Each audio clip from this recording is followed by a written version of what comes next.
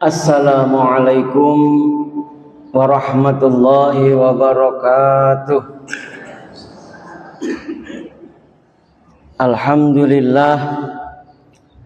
Alhamdulillahi ala fadlihi wa ihsanih, wa ashkuruhu ala taufiqihi wa amtinanih, wa ashhadu an la ilaha illallah wahdahu la syarikalah ta'ziman li sya'nih, wa ashhadu anna Muhammadan abduhu wa rasuluh. Allahumma salli wa sallim wa barik ala nabiyyina Muhammad wa ala alihi wa sahbihi ajma'in. Amma ba'd. Qala Allah ta'ala wa tazawwadu fa inna khairaz zadi taqwa wattaquni ya ulil albab. Ayyuhal hadirun rahimakumullah. Alhamdulillah, Ahad pagi ini kita masih diberi nikmat oleh Allah bisa hadir di Masjid Al-Hikmah Podo Sugih. Mudah-mudahan kita semua dalam keadaan sehat walafiat. Kiranya ada yang kurang sehat, kita doakan semoga Allah memudahkan kesembuhannya, dan marilah kesehatan kita dan berbagai nikmat yang Allah berikan kepada kita gunakan sebesar-besarnya untuk meningkatkan takwa kita kepada Allah Subhanahu wa taala. Kita berusaha terus, kita isi hidup kita dengan menjalankan perintah-perintah Allah, dan juga kita juga harus bersedia menjauhi apa yang dilarang oleh Allah. Salawat dan salam semoga tetap tercurah kepada panutan kita Rasulullah Muhammad sallallahu alaihi wasallam. Mudah-mudahan kita menjadi umatnya yang setia meneladani beliau hingga akhir hayat kita. Mudah-mudahan kelak kita termasuk yang mendapat syafaat yaumul akhir nanti. Amin ya rabbal alamin. Ayyuhal hadirun rahimakumullah. Meski tidak melihat secara langsung, tapi karena ada media yang menyiarkan dari hari ke hari, dari jam ke jam, dari menit ke menit, kita ini sekarang hidup kadang-kadang terasa ada kekhawatiran. Bagaimana tidak? Belum selesai ingatan kita, Iran diserang oleh Israel, dan Israel membalas menyerang. Nah, ini kemarin beritanya muncul lagi. Dan dahsyatnya senjata itu luar biasa. Insya Allah mudah-mudahan kita tidak kepletian ya Bu ya. Kepletiannya sing api-api saja.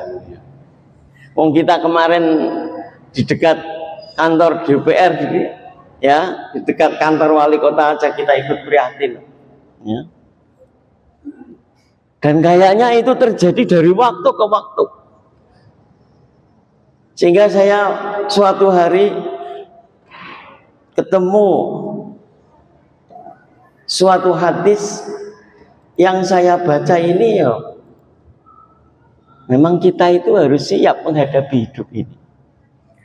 Rasulullah sallallahu alaihi wasallam bersabda, "Anna Rasulullah sallallahu alaihi wasallam aqbala dzata yaumin minal 'aliyah hatta idza marra bi masjidi Bani Muawiyah dakhala faraka'a fihi rak'atain wa shallaina ma'ahu wa da'a rabbahu tawilan summa sarafa ilaina faqala sallallahu alaihi wasallam sa'altu rabbi thalathan fa'atani thintaini wa ma'ani wahidatan sa'altu rabbi alla yuhlika ummati bisanati fa'ataniha wa sa'altuhu alla yuhlika ummati bil gharaqi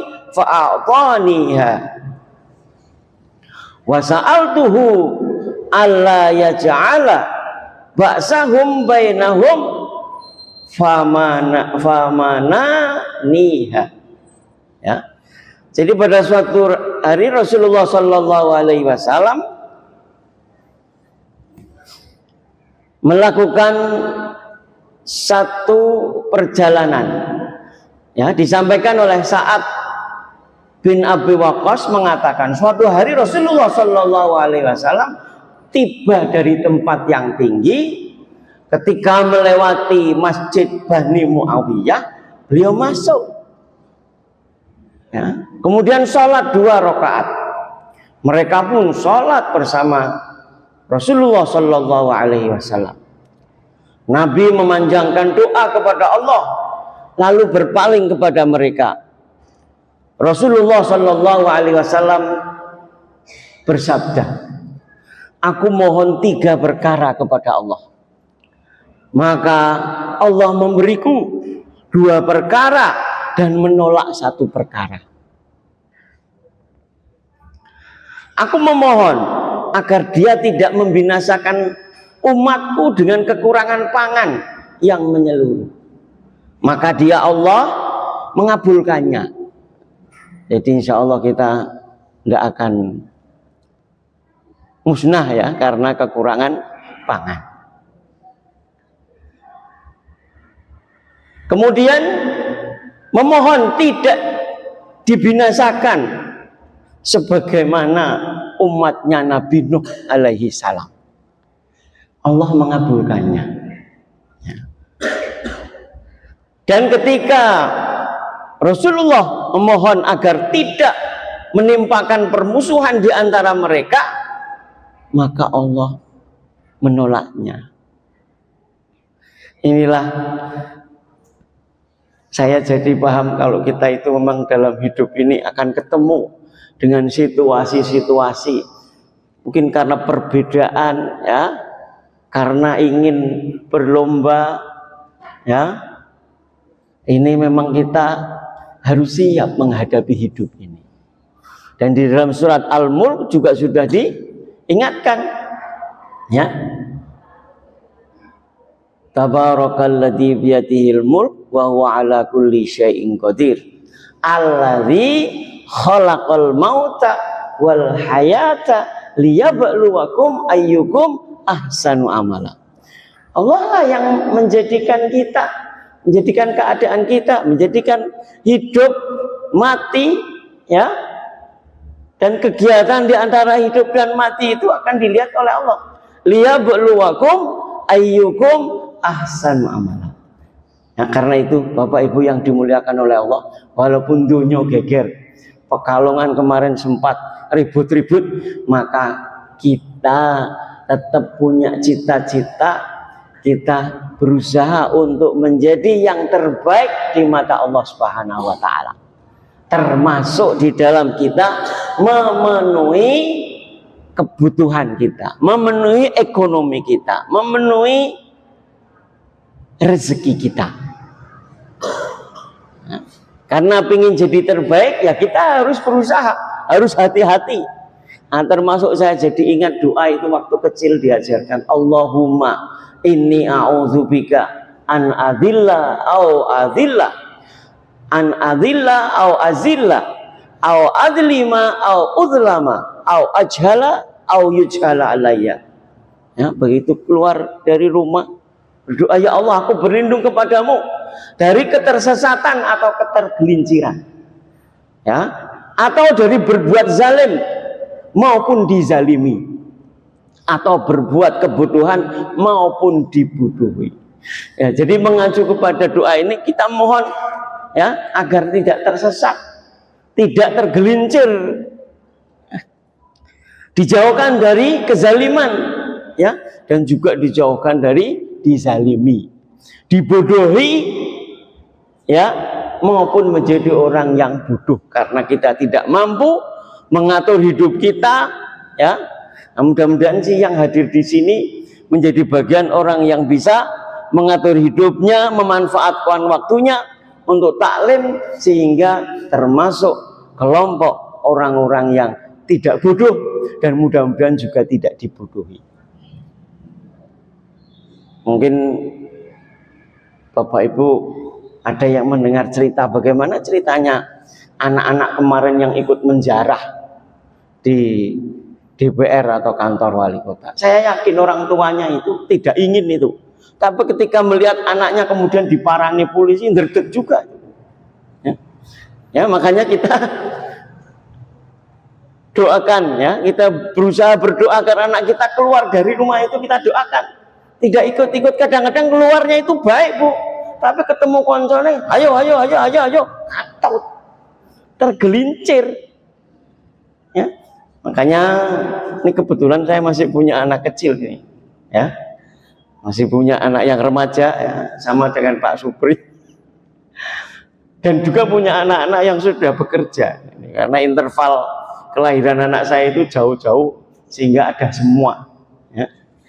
Nah itulah makanya saya mendoakan anak saya, ya Allah, kalau keluar rumah itu mulai Pak Maringdi, Pak Maringdi, sing hati-hati, ya, pilih kegiatan yang bermanfaat, pilih kegiatan yang menguntungkan fid dunya wal akhirah. Nek wis rampung ndang Bali, nak jam 09.00 urung Bali biasanya tak japri. Ya kadang-kadang kegiatan kampus itu sampai malam.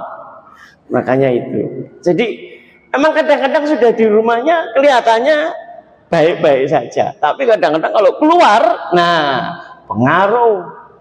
Ya makanya kita berdoa dan kita memang harus terus, ya, selain minta selamat kita juga minta rezeki yang halal, ya. Saya kadang-kadang mikir lagi, bom sing gawe nyerang antar negara ku duitnya dek ndi. Wong kita hidup hari-hari benek mate begini gitu, ya. Tapi kita harus yakin bahwa Allah satu-satunya pemberi rezeki, ya. Wallahu faddala ba'dakum 'ala ba'd fir rizqi.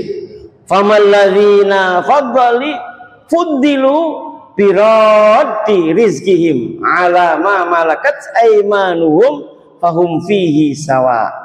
Afa bi ni'matillahi yajhadun. Jadi ini harus kita pahami bahwa Allah memang melebihkan sebagian kalian dari sebagian yang lain dalam hal rezeki. Tetapi orang-orang yang dilebihkan rezekinya itu tidak mau memberikan rezeki, tidak mau memberikan, tidak mau berbagi kepada budak-budak yang mereka miliki agar mereka sama merasakan rezeki itu. Maka mengapa mereka mengingkari nikmat Allah? Nah, kalau lihat seperti ini, saya jadi ingat kemarin anggota DPR yang dijarahi itu, ya. Sebelumnya juga tidak kurang-kurang, ya, peristiwa para petinggi orang kaya yang flexing, pamer kekayaan, pamer mobilnya. Lah kadang-kadangnya anak-anaknya ketularan, mong sing sugih bapakane, anaknya rumangsa sugih. Maka ada peristiwa kemarin anak menyakiti, ya, menyiksa orang lain. Itu kan sing sugih bapaknya, tapi anaknya rumangsa melu-melu sugih. Lah kenapa? Lah bapaknya mungkin memberi contoh atau juga sekaligus mengindikasikan harta yang diperoleh dari jalan yang tidak jelas atau harta tidak digunakan di jalan Allah. Makanya kita diingatkan, dan kita juga harus hati-hati, ya. Anak-anak kita peseni kowe dhewean ya wedi karo Gusti Allah, bareng-bareng karo kancamu ya tetep wedi karo Gusti Allah. Ingat, yang memberi rizki itu Allah, dan Allah punya cara dalam memberikan rizki. Maka jangan ketika sendirian takut sama Allah, tapi ketika bareng-bareng gitu ya, terus menjadi tidak takut. Nah itu, ketika sendirian diajak teman-temannya bareng-bareng terus menjarah kok tidak takut, seolah-olah menjarah itu halal gitu ya. Naudzubillah min dzalik. Ya, ini sebetulnya mirip-mirip dengan ya perwakilan rakyat yang dulu di daerah. Ya. Di daerah kelihatannya beres gitu ya, takut sama korupsi karena korupsinya 1-2 juta gitu ya. Begitu jadi anggota pusat, korupsinya gede nemen, tur kancane akeh gitu ya. Nah, iki seolah-olah nak kancane akeh terus ora wedi. Terus perasaannya ke halal gitu. Padahal beda. Al halalu bayinun wal haramu bayinun wa bainahuma mutasyabihat. Yang halal itu sudah jelas. Demikian pula yang haram juga sudah jelas. Sing ora jelas wa bainahuma, sing ing antarane sing halal karo sing haram, sing abu-abu itu mutasyabihat. Nah, perintah Allah sing ora jelas ke mau kon ninggalke apa maneh sing haram. Ya? Karena itu Bapak Ibu, terkait dengan harta, rezeki itu halal itu harus halal zatnya dan harus halal cara memperolehnya. Ya? Demikian pula yang haram itu juga ada haram zatnya dan haram cara memperolehnya. Nah, ini maka kita hati-hati. Ya, saya sebetulnya ingin menyampaikan ini ya karena saya melihat itu, video itu sama peristiwa itu. Ingat bahwa Allah itu punya cara, ya, cara memberikan rizki kepada kita. Maka kita jangan ikut-ikut rame-rame, sekurang-kurangnya senengan. Ada orang menjarah orang kok senengan, padahal orang oleh apa-apa gitu. Bunggan gue, orang sakok kuwi. Menjarah itu enggak boleh. Tetap harus mengikuti cara Allah. Yang kita ingat, walaupun mungkin sing jarah, sing korupsi oleh pirang-pirang pokok, ya, ingat, ya, kita harus berusaha memperoleh rezeki yang halal dari Allah Subhanahu Wa Taala. Allah yabsutur rizqa liman yasha min ibadi wa yaqdiru lahu. Innallaha bikulli syai'in alim. Allah melapangkan rezeki bagi siapa yang dikehendakinya di antara hamba-hambanya. Dia pula yang menyempitkan. Sesungguhnya Allah Maha mengetahui segala sesuatu. Ya. Nah, ulama tafsir Ibnu Katsir rahimahullah menjelaskan, maka di antara makhluk ada yang kaya dan ada pula yang miskin. Ada yang kayane ora entek-entek, pengin melarat sedina ora bisa, ya. Ada yang miskin pengin sugih sedina ora bisa. Nah, kadang-kadang ora sabar akhirnya menempuh jalan yang tidak dibenarkan. Nah, ini ingatan buat kita semua ini, ya. Pemilik harta sedikit atau banyak tidak boleh lalai dari Allah Subhanahu wa taala. Wa'lamu annama amwalukum wa auladukum fitnah wa annallaha 'indahu ajrun 'azim. Ketahuilah bahwa hartamu, anak-anakmu itu hanyalah sebagai ujian. Sesungguhnya di sisi Allah ada pahala yang besar.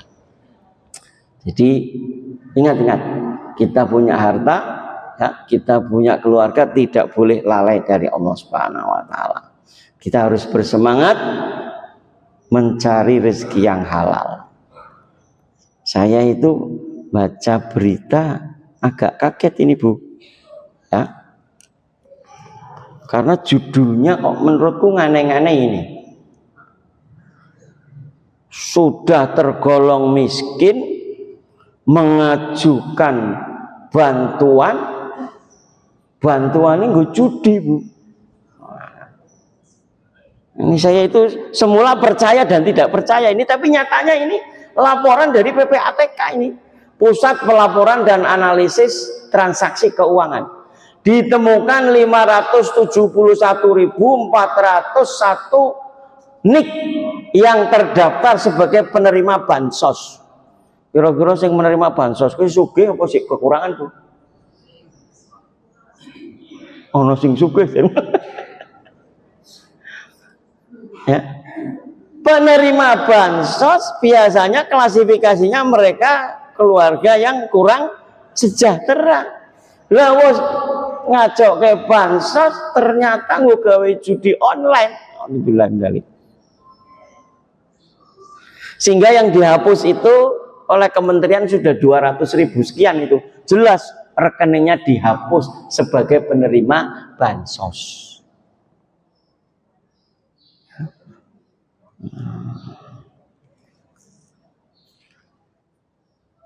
Nah, catatannya adalah penerima bansos selama tahun 2024 itu mencapai 957. Transaksinya 7,5 juta transaksi. Nah, ternyata ada di antara mereka yang ketahuan ya, sebanyak 603.000. Nah, ini versi lain ini, ya. Penerima bansos menurut PPATK terlibat judi online. Wis golek duit ngenteni suwi dong oleh kelalen karo Gusti Allah. Wong judi itu jelas lupa sama Allah itu. Harusnya bersyukur ya. 228 sudah tidak menerima bansos lagi karena sudah dicoret. Sebanyak 375.951 sedang dievaluasi.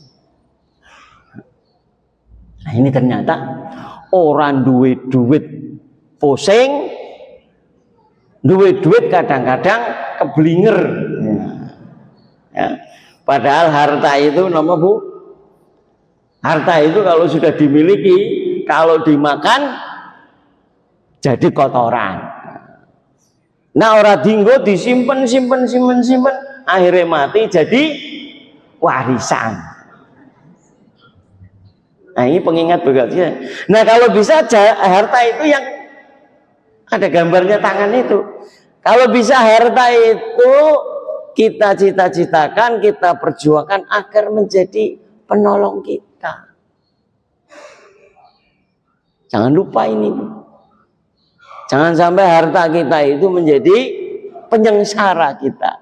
Tapi jadikanlah harta jadi penolong kita. Ya.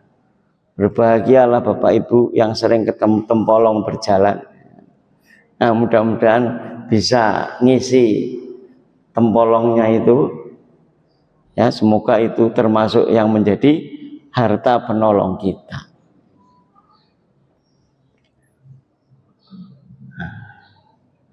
Yang tidak boleh kita lupakan, ya, selain kita memohon rezeki, ya, salah satu bentuk rezeki itu harta.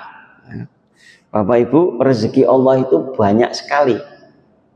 Nah, kesehatan itu rezeki, ketenangan itu rezeki, kebahagiaan rezeki. Ono duitnya pirang-pirang orang bahagia. Ya. Duitnya pirang-pirang orang bahagia, jebule sing nang omah kuwi ono surat perjanjian utangnya kabeh gitu loh ya. Punya waktu luang, rezeki. Ya, bisa hadir di sini itu luar biasa Bapak Ibu. Ya, bisa datang ke kajian ini, kalau tidak dirizkikan oleh Allah tidak bisa kita. Makanya kalau saya diundang seperti ini tuh berdoa, ya mudah-mudahan sehat, bisa menjalankan, bisa hadir bersama-sama jamaah. Bisa sholat tepat waktu, itu rezeki.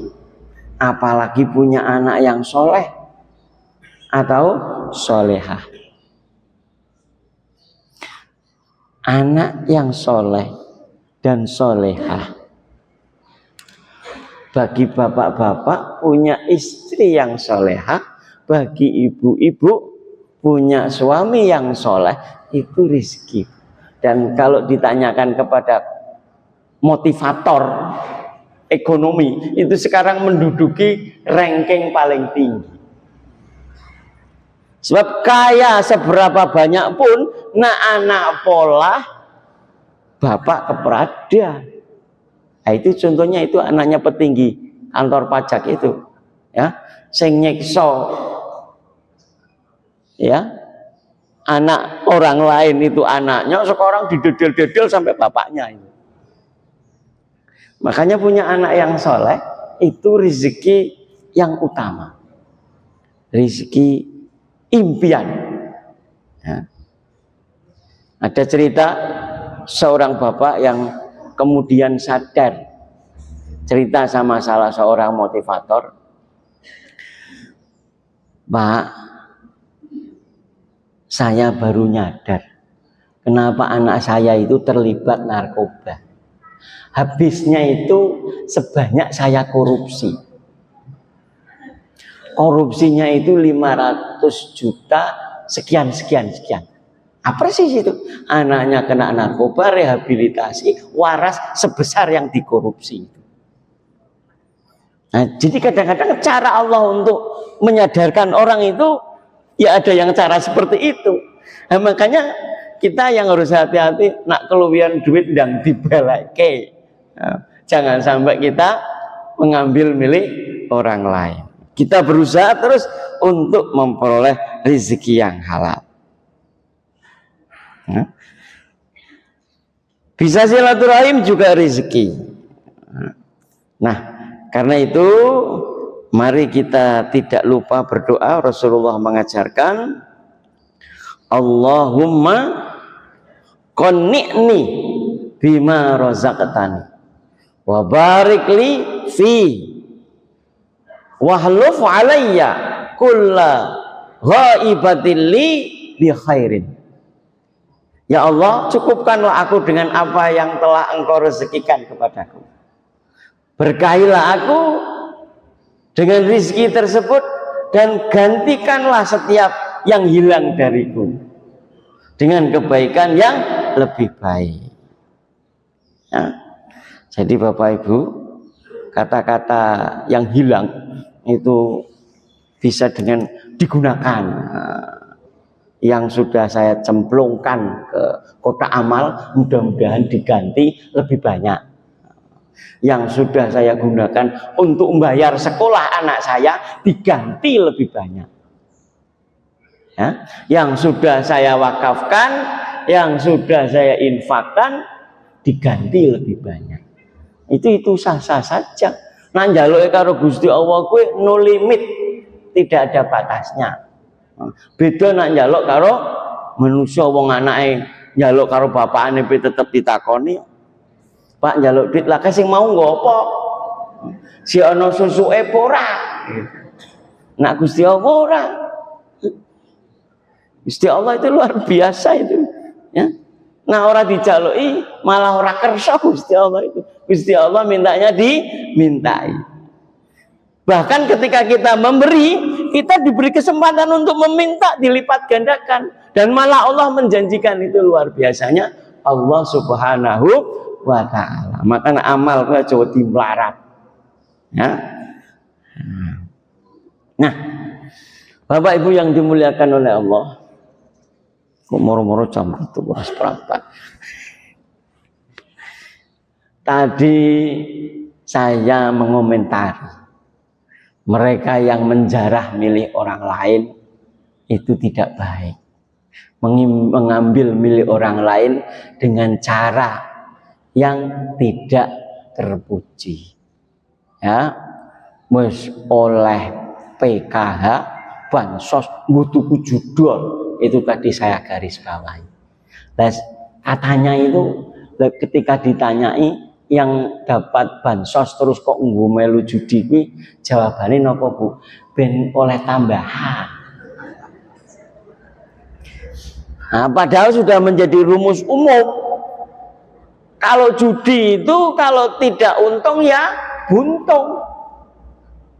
Dan persentasenya banyak mananya, banyak buntungnya daripada untungnya. Semula saya berpikir kayaknya judi itu sudah tidak ada yang praktek. Tapi yang online itu ternyata mengerikan, Bapak Ibu. Ini tahun 2025 itu diperkirakan transaksi judi itu mencapai 1.100 triliun. Nah, ini makanya kita itu mudah-mudahan ikut berkontribusi ini agar tidak bertambah banyak ini. Memalukan ini, di Asia Tenggara itu tertinggi itu. Ya, walaupun kita bersyukur tapi kita juga merasa aneh. Kenapa? Di hasil riset tahun 2024, responden atau Muslim Indonesia yang dipilih suruh mengisi kuesioner, itu 98 jawabannya agama itu penting. Ya. Artinya apa? Hidup harus sesuai agama. Karena hidup sesuai agama kan tidak beli barang-barang yang haram, tidak judi. Nah itulah. Jadi sisi lain itu beragamanya tinggi, malah sebagai negara paling dermawan di dunia, juara 7 kali. Jadi dermawannya iya, beragamanya juga luar biasa, tapi judinya ngisen-ngisen kayak. Karena itu mari kita sampaikan kepada saudara-saudara kita, termasuk diri kita, nek Pak tambah rezeki ini, ya kudu nganggo carane Gusti Allah. Karena sing ngai rezeki, sing ngai harta itu Gusti Allah. Nak pingin tambah nganggo carane Gusti Allah. Bagaimana caranya? Yang pertama, kalau dapat rezeki, kita gunakan untuk keluarga kita, untuk anak-anak kita. Di dalam ayat ini disebutkan wala taqtulu auladakum khasyata imlaq nahnu narzuquhum wa iyyakum inna qatlahum kana hidan kabira. Janganlah kamu membunuh anak-anakmu karena takut miskin, kamilah yang memberi rezeki. Cetok ini dalam ayat ini, kamilah yang memberi rezeki. Makanya kalau dapat bantuan, dapat rezeki, dapat bonus yang halal, nomor 1 keluarga. Jangan lupa anak-anak. Karena menurut ayat ini Allah akan memberikan rezeki kepada kita. Yang kedua, tentu saja ini sudah menjadi rahasia umum. Kalau kita ingin dapat rezeki, yo kerja. Ya. Saya kalau berhenti di perempatan itu kadang-kadang batin ini. Karena ada yang saya ingat, ini dulu becak sepi kok terus di sini nyekel kencrengan itu. Ini apa? Karena profesi becaknya sudah tidak jalan, jadi kencrengan, ya bodoh-bodoh oleh duit sih gitu ya. Nah, cuman kayaknya tidak ini ya yang disuruh. Kita harus bekerja, ya bekerja itu ya sesuai dengan adatnya lah, sesuai dengan umumnya. Kalau ingin bagus memang yang profesional. Profesional itu ada ukurannya, kerja itu ada ukurannya, ada standarnya. Itkon dalam bahasa agama itu itkon. Allah menyukai orang yang bekerja dengan itkon. Artinya apa? Kerja terukur, kerja ada standarnya. Nah, yang lebih bagus lagi, memang pekerja muslim itu harus selalu merasa ihsan, merasa selalu diawasi oleh Allah Subhanahu wa Ta'ala, sehingga takut kalau melakukan pekerjaan yang tidak sesuai, takut ini. Ya. Nah, kerja dan ikhtiar yang halal akan mendatangkan rezeki sesuai dengan kadar usahanya. Meskipun hasilnya mungkin tidak secara langsung terlihat. Nah, ini kebetulan saya sejak masih muda sampai sekarang umurnya 60 tahun kerja nang Muhammadiyah terus. Ya. Dulu kerja pertama di Madrasah Sanawiyah Muhammadiyah. gaji kadang-kadang dipertanyakan. Lah kok gaji sakmene kok Pak kawin. Saya ingat itu ada yang ngomong soalnya. Dan terus bojomu Pak dipakani apa? Ternyata tidak boleh begitu Bapak Ibu. Dan saya menjalaninya. Ya, walaupun saya tidak membayangkan bisa bekerja dan bisa sekolah seperti sekarang ini, tidak terbayangkan. Tapi Allah memberi. Nah, jadi kita kerja keras. Yang kedua, yang ketiga, bersedekah. Jadi Bapak Ibu kalau ingin rezekinya ditambah oleh Allah, bersedekah. Ya. Man dzalladzi yuqridullaha qardan hasanan fayudha'ifahu lahu ad'afan katsira. Wallahu yaqbitu wa yabsutur rizqa wa yabsutu wa ilaihi turja'un. Siapakah yang mau memberi pinjaman yang baik kepada Allah, dia akan melipat gandakan. Allah akan melipat gandakan atas pembayaran pinjaman itu baginya berkali-kali lipat. Ning yo jangan diniati kayak tambah, karena memang ada orang utang ora disaur-saur tapi sedekah. Sing utama orang nyaur utang, orang ngangsur tapi sedekah terus. Pinginnya dengan sedekah itu dilipat gandakan, tapi di sini tetap tidak nyaur-nyaur, ada Bu. Nah, mudah-mudahan tidak ada di sini. Ya, itu jangan keliru. Ya, nah, harusnya sedekah lillah, karena lillah mukhlis, ya, ikhlas, Allah akan mengganti. Ini menurut ayat ini. Yang keempat, meyakini jaminan rizki dari Allah. Hanya Allah saja yang memberi rizki. Hewan saja dikasih, apa mana manusia. Sampai jam 7 berapa? 7:04. Oh, masih ada waktu berarti. Orang saya tak kebut gitu. Ya. Wa ma min dabbatin fil ardi illa 'alallahi rizquha wa ya'lamu mustaqarraha wa mustaudaha. Kullu fi kitabim mubin. Ya. Tidak satupun hewan yang bergerak di atas bumi melainkan dijamin rezekinya oleh Allah Subhanahu wa taala. Dia mengetahui tempat kediamannya dan tempat penyimpanannya. Semua tertulis di dalam kitab yang nyata. Nah, semua sudah dijamin. Cuma kadang-kadang rezeki sudah di tangan tapi tidak dimanfaatkan dengan baik. Saya membayangkan tadi, coba sudah dapat bansos, sudah di tangan, lebu rekening, kok tinggu gawe judi online, hilang mana? Itu para rezeki tangan hilang sia-sia. Ya, nah makanya kita harus setelah meyakini, mensyukuri, kita gunakan untuk kebaikan. Nah, jangan lupa bersyukur Bapak Ibu. Nah, ya, jadi ini menjemput rezeki yang halal itu harus disertai dengan syukur kepada Allah. Ini ayatnya jelas ini. Wa idz ta'adzana rabbukum la in syakartum la azidannakum wa la in kafartum inna adzabi lasyadid. Ya. Ingatlah ketika Tuhanmu memaklumkan, sesungguhnya jika kamu bersyukur, niscaya aku akan tambah nikmat kepadamu. Tetapi jika kamu mengingkari nikmatku, sesungguhnya azabku benar-benar sangat keras. Nah, jadi memang ini salah satu kunci rezeki adalah bersyukur. Sekecil apapun harus kita syukuri. Kadang-kadang kita itu tidak hati-hati Bu, terutama nak diwai panganan. Dilala diwai ini panganannya atos. Oleh kebagian kok atos, kowe kono nyerampang ayam, tidak boleh Bu. Ya. Atau rodok mambu gitu loh ya. Memang kadang-kadang ada orang yang seperti itu. Nak si api-api disimpen, nak donge wis ora sempat mangan kira-kira wekeke gitu. Ini memang kadang, tapi kita ingat ya, jangan sampai kita kufur. Nah, memang jatahnya rezeki kufur. Ya ora apa-apa, ora dipangan dhewe pakak ke ayam utawa pakak ke liyane. Nah, gedang kena dipir, Bu.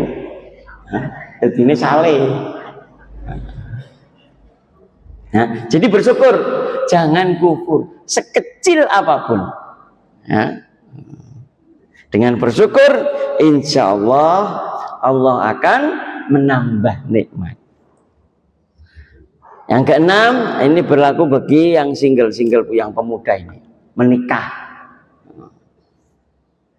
Bagi bapak-bapak tidak dianjurkan kecuali memenuhi syarat rukun. Syarat rukun ini apa, Bu? Adil. Fa in alla ta'dilu fawahidah. Yang ora sanggup berbuat adil siji bae. Siji bae ora entel. Nah, ini bagi pemuda ya. Wangkihul ayama minkum wassalihina min ibadikum wa imaikum iyakunu fuqara'a yughnihimullahu min fadli wallahu wasi'un alim.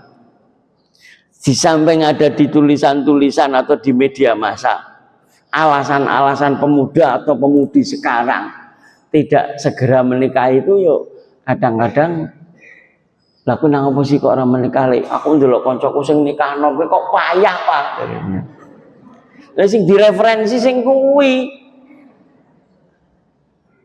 Tidak mengambil referensi sing kawin muda sukses. Ini harus diingatkan Bapak Ibu. Aku juga belum berhasil loh menyuruh anak saya. Jawabannya nunggu mapan. Padahal ayat ini jelas. Nikahkanlah orang yang masih membujang di antara kamu dan juga orang-orang yang layak menikah dari hamba-hamba sayamu, baik laki-laki maupun perempuan. Jika mereka miskin, Allah akan memberi yughnihimullah. Allah akan memberi kemampuan kepada mereka. Ini Allah sendiri yang berjanji. Dan Allah maha luas pemberiannya, lagi maha mengetahui. Wis ora gelem nikah-nikah, ana duwite, tapi dolanane sing pedhek-pedhek wong nikah gitu ya. Nah, ini perlu kita sampaikan kepada anak-anak kita. Walaupun juga dikritik oleh Ustadz Bahtiar Natsir. Apa kata beliau? Enak nang Indonesia. Ya, karena apa, kadang-kadang orang tua menikahkan itu cuma sing didelok wis kerja apa durung, wis makom apa durung. Ora didelok agamane iki wis paham apa belum. Saya jadi ingat diri saya dulu ketika mau mendekati istri saya. Saya dites sholat Bu sama mertua saya. Ditesnya sholat. Bubar selesai sholat dituturi rukun sholat ono sakmene. Aku kaya ning ono pula sing kaya kuwi ping durung takon. Saya ingat betul itu. Jajal sholatmu priye? Nah, saya calon mantu yang ingin mendapatkan pujaan hati, wis tak sholatnya menurutku tak apik-apike gitu ya.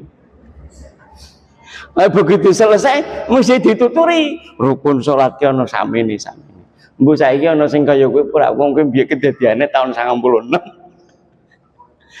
Nah, kata Ustadz Bahtiar Natsir sekarang itu penak. Makanya apa yang terjadi, karena seolah-olah syaratnya itu hanya mapan nikah. Perceraian itu tinggi sekarang Bapak Ibu. Iya tinggi. Yang tidak kita bayangkan goro-goro sertifikasi perceraian meningkat. Nah, makanya ini menikah ini di samping kita anjurkan, tapi juga kita dorong anak-anak kita atau diri kita bahkan yang sudah menikah, gek dia urung paham nikah kok nikahnya terpaksa, mempingin membahagiakan orang tua, durung mandiri tonge mandiri oleh sertifikasi cerai. Nah, jangan sampai seperti itu.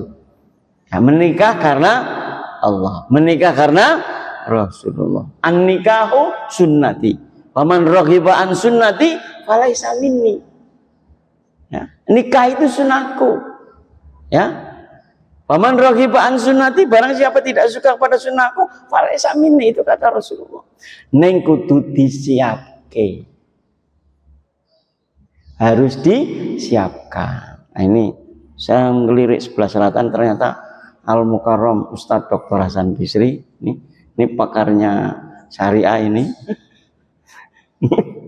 Rawuh ini ternyata ya nikah ya ning kudu disiapke. Nah, kalau dia dulu ada fikih munakahat. fikih pernikahan. Ya. Nikah seneng, diseneng gimana kalau Gusti Allah? Yughnihimullah. Allah akan memberi kemampuan. Nyong ora pak ndelok sih, ora pak ndelok liyane, ndelok awakku dhewe. Ya. Dulu punyanya Honda Super Cup merah, saking ora ganti-ganti diguyu karo koncoku, BMW niki mbok diganti. Ngenyake por BMW lapus kok aku ora duwe BMW, jebule bebek merah warna. Nah, saya alhamdulillah juga akhirnya membeli bebeknya Pak Hasan gitu. Itu saya buat kenangan sama saya. Pak Hasan ini sudah hafid, doktor, sebentar lagi profesor. Jauh lebih muda dari saya, tapi saya kepingin ikut seperti itu. Pak Asar sudah doktor, saya belum doktor itu. Alhamdulillah katut melu. Yang ketujuh, beristighfar Bapak Ibu. Ya. Jadi nak teko nang masjid awal ku aja ndongeng. Nak teko nang pengajian awal ku aja ndongeng. Tapi gunakan untuk beristighfar. Qul tastaghfiru rabbakum innahu kana ghaffara yursilis samaa alaikum midrara wa yumditkum bi amwali wa banina wa yaj'al lakum jannatin wa yaj'al lakum anhara. Mohonlah ampun kepada Tuhanmu, sungguhnya Dia Maha Pengampun. Jika kamu memohon ampun, niscaya Dia akan menurunkan hujan yang lebat dari langit kepadamu, memperbanyak harta dan anak-anakmu, serta mengadakan kebun-kebun dan sungai-sungai untukmu. Ini kalau tak amati, kita termasuk orang yang tidak bersyukur diberi sungai. Jajal ndelok sungai kene, isine napa Bu? Sampah. Isine napa Bu? Eceng gondok. Lah nek kok kita bersyukur. Nah, ini koreksi buat kita semua. Muhammadiyah itu sebetulnya sudah punya sekolah sungai. Tapi tidak tahu Pekalongan ada yang kuliah di sana pandai. Coba kalau sungai itu diberdayakan, dijaga. Kayaknya saya kembali masa kecil saya. Kalau sungai sampai berdaya, kadang-kadang nyemplung ke pancing, mung diwai cacing, oleh wak. Saiki diwai urang, oleh sandal. Nah, orang kasur sing sembarangan itu kasur Bu. Saya kadang-kadang saya potret, saya upload di info grup. Kurang ajar Bu, dimana ada eceng gondok terus buat kasur nang kono sih. Dan tidak sekali saya lihat itu. Makanya ingat ayat ini, mengingatkan diri kita, mari kita peduli kepada sungai. Sakurang-kurangnya ya aja mbuak sampah di sana. Saya itu kebetulan di Kerapiak, mudah-mudahan di lain yang lain tidak. Nah, bojoku itu membersihkan halaman terus menumpuk sampah. Maksudnya dulu ini sebelum kemarin-kemarin biar diambil oleh tukang sampah. Karena jumlahnya banyak sekali, kebetulan ada orang yang dagang lewat situ, lalu jenengan kok sampahnya kata temen, buat dibuang, bisi nang sungai. Aku nak buat sampah jam 12 bengi, ora konangan wong gitu. Aduh, untung bojoku kowe sepakat karo aku Bu, sampah harus dibuang. Alhamdulillah, walaupun anakku sudah lulus semua dari SD Muhammadiyah, kandang panjang, tapi tiap Jumat insya Allah setor plastik, insya Allah. Plastik dan lain-lain. Itu saya senang sekali ada sekolah Muhammadiyah yang mau ya melakukan kegiatan tambahan. Jadi botol-botol plastik ya, termasuk botol sampo, botol minyak itu dikumpulkan. Insya Allah ya kadang-kadang seminggu atau 2 minggu 1 karung. Dan saya senang sekali SD Mutu itu dilaporkan Bu, ini hasil penjualan Jumat kemarin sudah mencapai sekian. Ya, namanya sedekah sampah. Nah, jadi jangan lupa Bapak Ibu beristighfar. Kemudian yang terakhir adalah bertawakal. Bertawakal itu bukan hanya pasrah. Bertawakal adalah ikhtiar kemudian memasrahkan kepada Allah. Jadi fa idza azamta fatawakkal 'alallah. Nah, di dalam surat At-Talaq ayat 3, wa yarzuqhu min haitsu la yahtasib wa may yatawakkal 'alallahi fahuwa hasbuh. Innallaha balighun amrih qad ja'alallahu likulli syai'in qadra. Ya, wa yarzuqhu, dan menganugerahkan kepadanya rezeki dari arah yang tidak disangka-sangka. Siapa yang bertawakal kepada Allah, niscaya Allah akan mencukupkan keperluannya. Sesungguhnya Allah lah yang menuntaskan urusannya. Sungguh Allah telah membuat ketentuan bagi setiap sesuatu. Ini ayat 2-nya, mayyattaqillaha yaj'al lahu makhraja. Ya, barang siapa bertakwa kepada Allah, yaj'al lahu makhraja. Allah akan menjadikan kepada orang yang bertakwa itu jalan keluar atas permasalahan yang dihadapinya. Wa yarzuqhu min haitsu la yahtasib. Sambungannya ini. Surat At-Talaq ayat 2 dan 3. Bapak Ibu yang dimuliakan oleh Allah, jam 7:10 menitan. Cukup, mau ada tanda tanya, mau ada pertanyaan kok tanda tanya. Ya. Atau tidak, monggo saya kembalikan kepada pembawa acara.